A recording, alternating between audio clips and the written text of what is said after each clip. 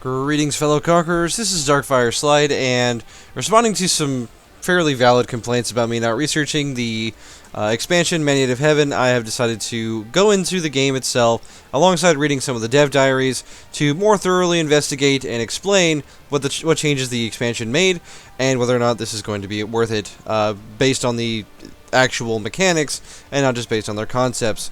So without further ado, let's begin, starting with the patch notes. The first thing on our list is, states without devastation in a country with positive stability will slowly accumulate progress to become prosperous. Prosperous states produce more goods and are cheaper to develop in. So let's go ahead and look at what that means. So we've got this nice state layout, or tab here now on our provinces. I don't know if this is a free feature or not. It is a feature of the expansion, and it's quite nice.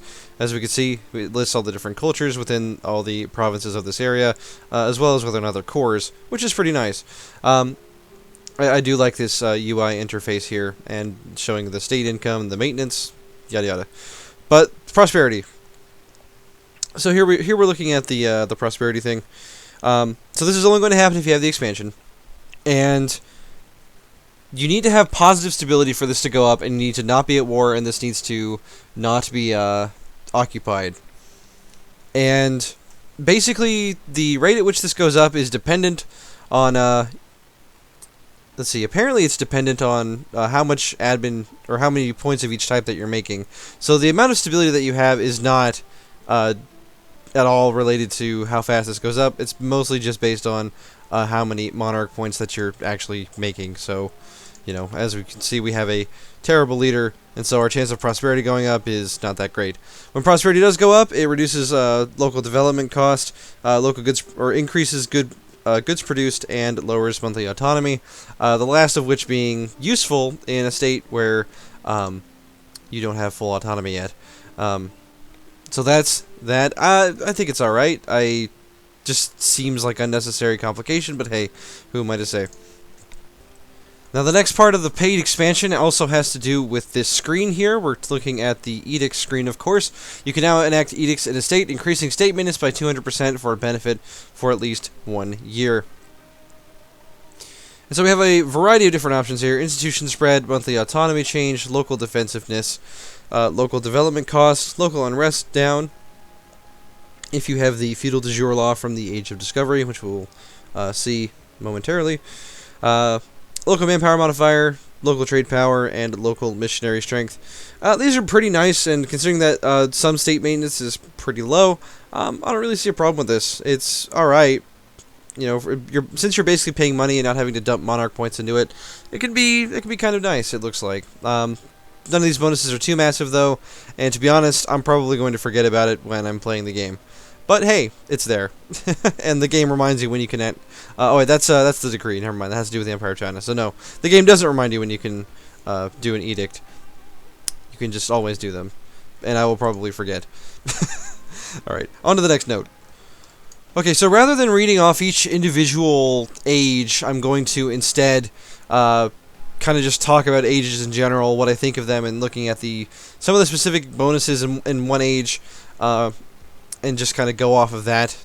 I know that the different ages have different things that you can do, but I'm going to kind of go over some of the exact mechanics of it and say whether or not I think that this is like okay or not. So it's funny because I believe it's Johan is the project lead for EU4 right now. He announced this as like the biggest change to EU4 since Art of War, and honestly, I just feel like it's some things that you just happen to do, and then you get, you know, bonuses based on that.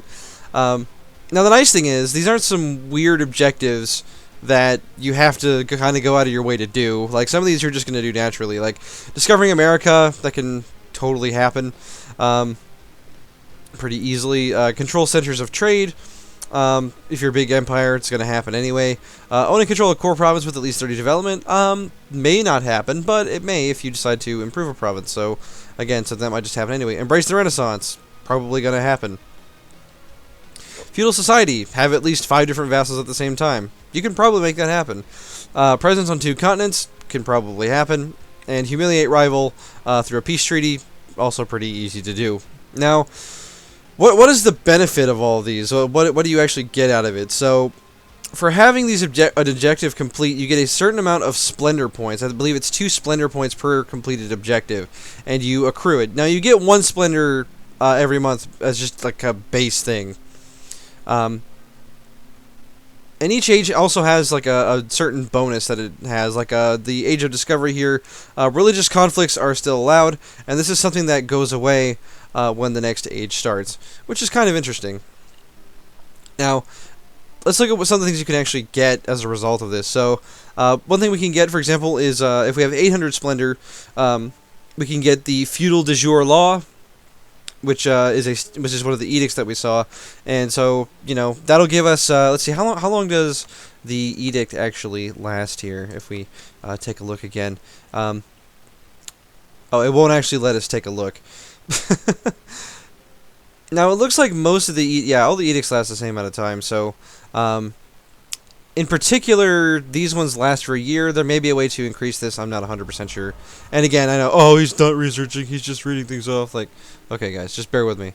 So, we can get that. We can get Justified Wars, which is aggressive expansion, impact minus 10%. I guess when you purchase these, they're just permanent. Like, you get these until the end of the age, which is pretty nice. So we can transfer. We can get a transfer subject peace treaty at half cost. Allow claims bordering claims. Yes. Next, we can get war taxes cost minus 100%. So we can just. So you just get war taxes for free. Okay. Cavalry armies, cavalry to infantry ratio plus 20%. That's great for the early game. It's a useful thing.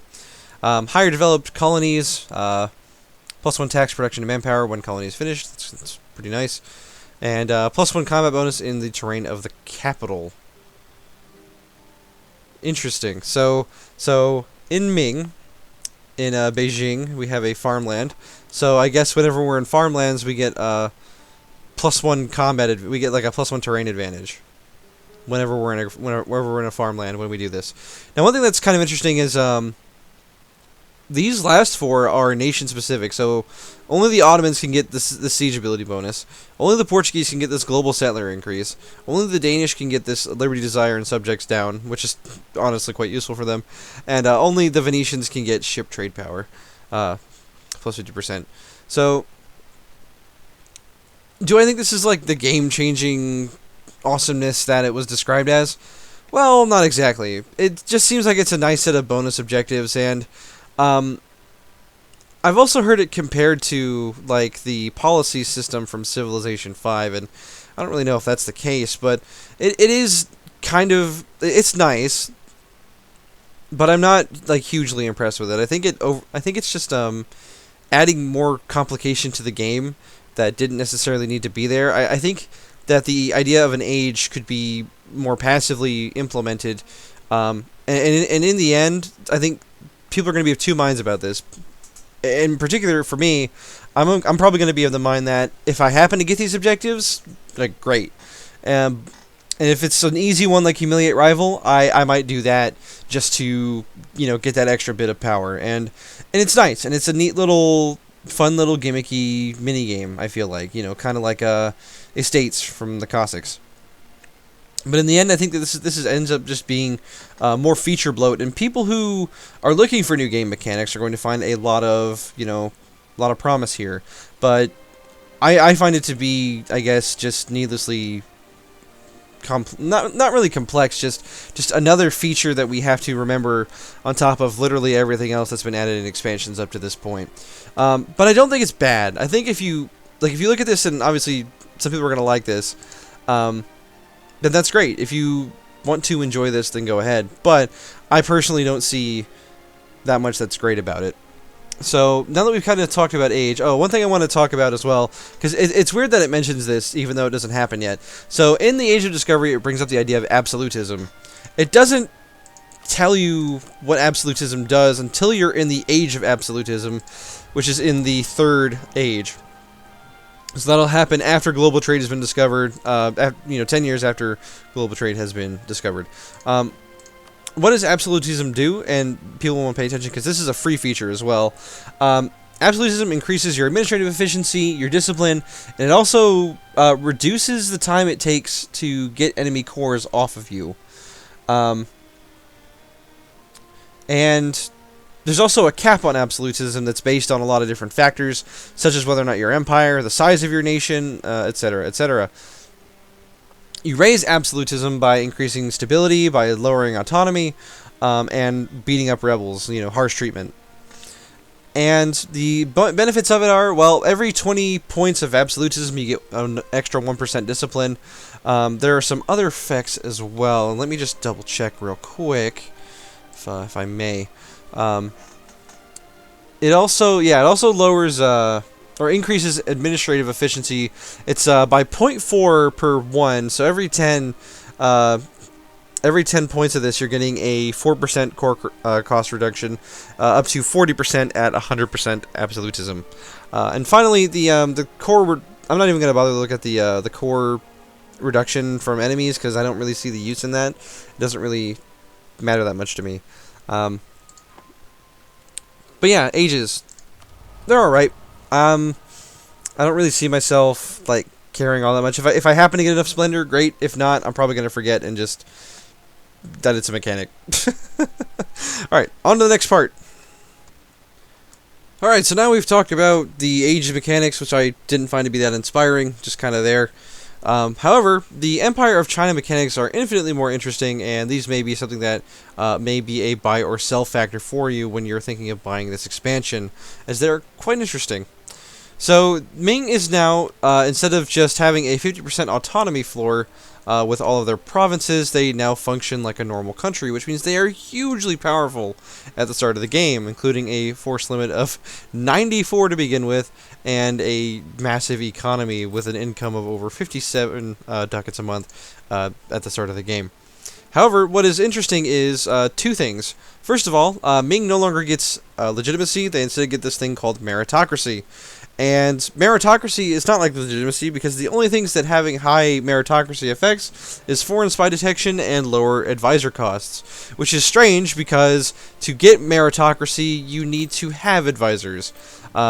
Each rank of the advisor, so a level 1, level 2, level 3, each point gives a plus 0.5 to meritocracy. So if you have a level 3, he's giving a 1.5 to a bonus to your meritocracy. And since the base decay value is -2, you're going to need some very good advisors indeed. What can you do with this meritocracy, though? Well, you can use it to pass these decrees, which have varying different effects, including national tax modifier plus 25%, provincial trade power plus 25%, infantry combat ability, fort defense, ship durability, and development costs and core creation costs, both minus 10%. And these will cost 20 meritocracy, and they last for 10 years. Or 10 years. So that's quite nice. It's a good bonus. However, the real big change here is now we have this Empire of China screen. So before, as many people probably know at this point, since most people who were playing EU4 have already played, China was this sort of discombobulated mess where you had a 50% autonomy floor, and if your heir wasn't legitimate enough, your country basically just exploded into rebels since you would gain a +5 local unrest in basically all of your provinces except for the capital state, which was problematic to say the least. But now we have this mechanic instead, the Mandate of Heaven. Now, there is a value similar to Imperial Authority called the Mandate. And the Mandate gives the following effects, as you can see. National unrest that scales, and having... I believe that having at least 50 gives a minus 2.5. No, it is a scaling. Okay. So the more of this you have, the better the effects that you get. Now, if we drop below 50, instead of getting national unrest and stability cost modifier, decreases.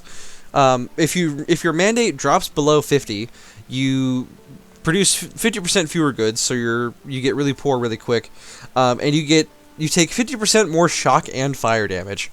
So basically, if a country loses the mandate, their troops are going to die in droves. And this is important because a country who is strong enough can attack a Ming China that has lost the Mandate of Heaven and potentially win a war, so long as they have better tech and enough troops, because all of the Ming troops are going to be taking far more damage, as well as having to deal with the goods produced, which means they will have fewer troops on the battlefield just by virtue of, not having money. Now, you gain mandate by three things: having positive stability, having tributary states, which are a kind of vassal, and for each state enjoying prosperity, which we already covered earlier in this video. And you lose it by having devastated provinces and neighboring countries that are not tributaries. And I kind of have a problem with this because, as Ming, currently we have like 10 tributaries. We have 10 or I think it's 10 anyway. Yeah, we have 10 tributary states. And yet, because we have a couple of nations that are not tributary states around us, we're still losing mandate points. So they may want to tweak the formula on that a little bit. It may depend on the size of the nation, of course. And as far as I know, vassals contribute to this as well. Or at the very least, they get rid of the non-tributary status. Now, being the emperor has other benefits apart from the decrees. They get a established tributary diplomatic, a established tributary mechanic, which is important because they need those to keep the mandate going. And the Emperor of China also gives the following benefits: bonuses from a high mandate, of course. You get meritocracy. You can enact centralization decisions. You get permanent claims on China, a casus belli to unite China, and you can enforce tributary on your neighbors. So this is something specific to the emperors, as far as I understand it. Nobody else can do this except for the current emperor, and you become emperor either by starting out as Ming or by attacking Ming. And any nation that has an Eastern religion, whether pagan or like Shinto or Buddhist, I believe if the emperor loses the mandate of heaven, you get a casus belli to attack them and take the emperorship for yourself. And land is also very cheap to take in this casus belli as well, thus allowing you to kind of completely crush Ming. And furthermore, if you take the mandate of heaven, the previous owner gets some serious penalties. Now, all this is pretty cool. On top of this, we also get, if you have at least 80 mandate points, you can enact a celestial reform.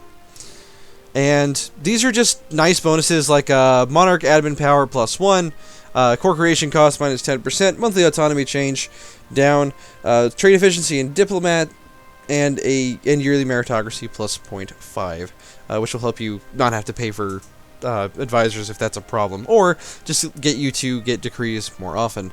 So it's still kind of this, you have to play your cards right sort of deal, but it is much more interesting than the original China mechanics, or of the Celestial Empire. And what's also interesting is any nation can now become the emperor as long as they have the military might to back it up. And if you are a tributary, you can still declare wars and things, and if somebody attacks you, Ming may come to your aid. So these are just all interesting little things to consider now when it comes to Ming and China in general, and this whole area, because now somebody else can take up the emperorship, and these bonuses, as far as I know, last until you lose the emperorship. So these are pretty powerful bonuses to consider, especially like monarch admin power +1, just forever. Like, it's really, really nice. Although it looks to be that you do these one by one, you don't just pick and choose. So that's also something to consider. So it is like the HRE in that respect, but when you get to the end of it, it doesn't turn. It doesn't do as drastic of an effect as the HRE itself. All right. So next, let's talk about tributary states. So these are kind of the big new mechanic here. With tributary states, we can choose what we want from them, and each of them has an opinion of us, has a liberty desire as a standard vassal might, and we can see things like their military size. And what's interesting is you can choose what you want to get from them.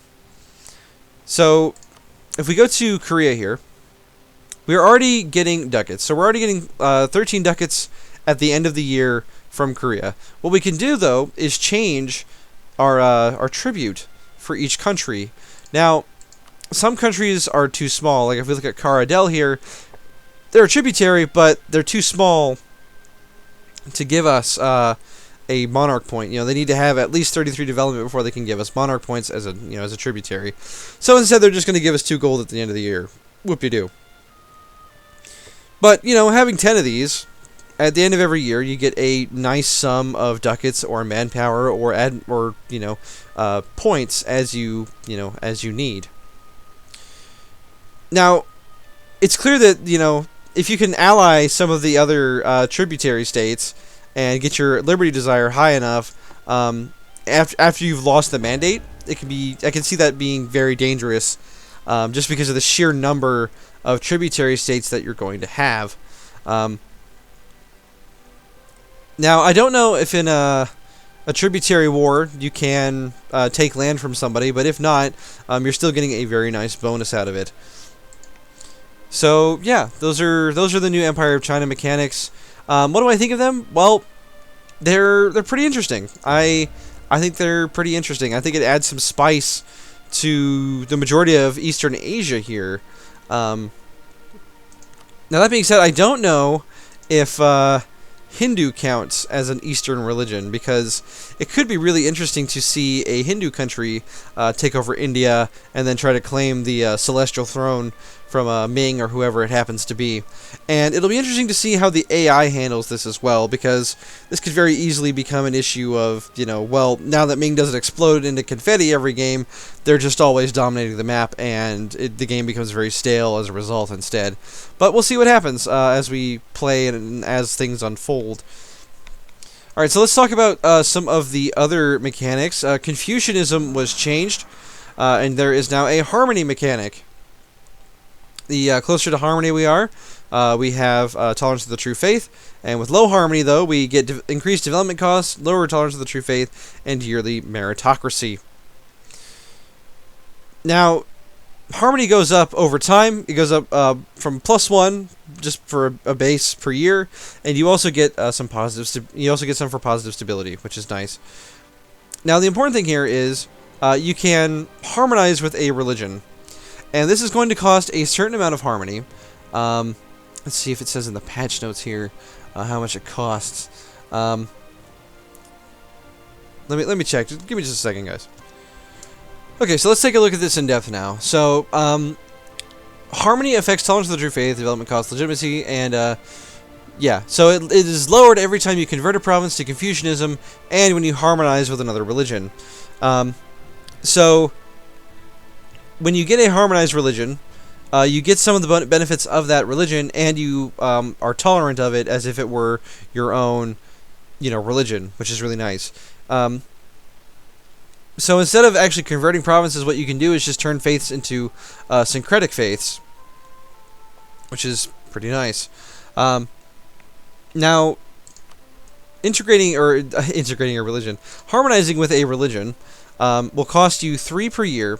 And it takes a total of, let's see, that is, looks like 34 years. Now, that may be based on the size of the religion, or just some other factors. I'm not 100% sure. But each faith gives you a certain bonus when you have adopted it as a syncretic faith. And so that's quite nice. That being said, the closer you drop to low harmony, the lower, especially when you drop below 50, the penalties for having low harmony are pretty severe. Tolerance to the true faith being low, especially being pretty nasty if you're all the way down at, the lowest possible harmony. But still, it's an interesting idea, and I think it's a really cool way to kind of spice up the flavor of the Confucian faith on the whole. I had all the windows open. Alright, so that's how the new Confucianism mechanics work. The only other mechanics that remain are the changes to the shogunate and the daimyos in general. There are a couple of other interesting actions that were added to the shogunate, one of which forces a leader to commit seppuku, which gives you points which actually gives you monarch points based on their heir stats.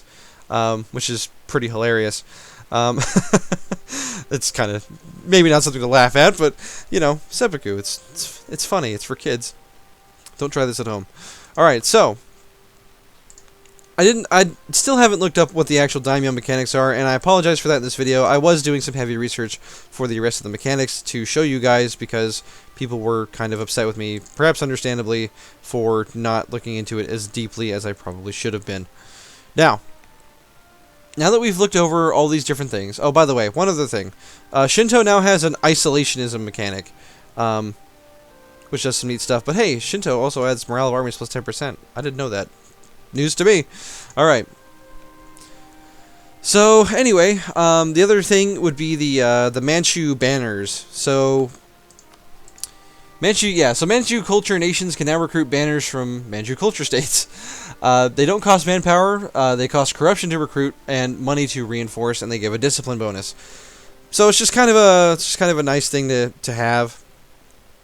I haven't looked into this as deeply as I have the main feature, if you will, to the Empire of China.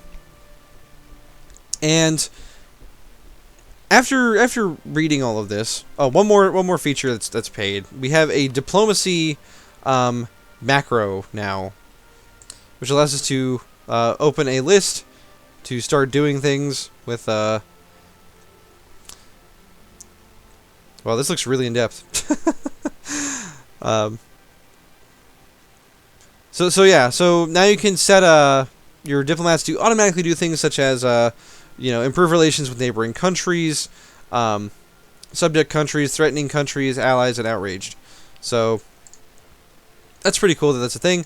And there are also other things such as alliances, influence, all in one big menu here. Now, I didn't really have a problem with it because, I actually look at the map, but I can see that being a useful feature to add in as well. And again, I apologize for that kind of just being, off the cuff, not being as researched as it should have been. Anyway, so, final conclusion, and now that I've researched this a lot more, gotten into the specifics of the mechanics, and I've actually, researched it a bit. And honestly, my conclusion is more or less the same, honestly. I think that this is cool. I think that this is a nice change to the game. I think it really adds some flavor to Asia. If you like playing in Asia, I can recommend this. If you don't really play in Asia all that much, I don't think it really adds that much. The age mechanic is okay, but I don't really find it to be all that inspiring. The bonuses can be, game-changing. Some of them have some serious bonuses. But, all in all, I just kind of see it as something that I'm just going to forget about doing. And, again, that's maybe my own personal opinion and based on the way that I play. But, all in all, the paid features, if you like playing in Asia and you like the idea of having this emperorship that you can snatch up or want to play as a really big nation with a flaw, like Ming used to be and still is, I think that there's going to be a lot of value for you in this expansion, which is, as I've confirmed, $20 American, and I'm not sure about other countries, though I think it's 20 euros in Europe from one of the YouTube comments I read on my last video. So anyway, sorry for rambling on for about 28 minutes. I wanted to get this video done more quickly, but we did a more in-depth examination of the new mechanics and paid features that this expansion adds. And overall, I'll repeat it again, if you play in Asia, worth it. If not, well, maybe not so much. All in all, it's a good expansion. It's just very situational, if that makes sense. At any rate, that's going to be the end of this video. I hope I covered things a bit more in-depth this time.